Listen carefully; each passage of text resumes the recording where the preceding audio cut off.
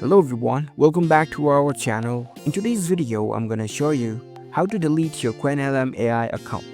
It's a very simple and easy process and I'm gonna guide you through how to do it. Let's get started.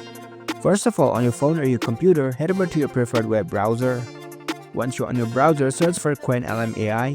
Now from the search results, find the link with chat.qwenlm.ai and navigate to this website.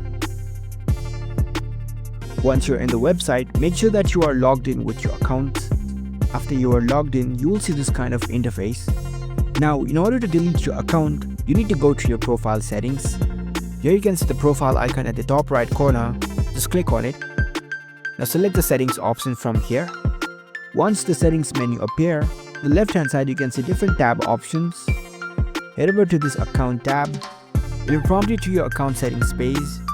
And over here you can see this delete account option. In the right hand side you can see the delete account link. Click on this. Now it will ask you for your confirmation if you really want to delete your account. Select this confirm option.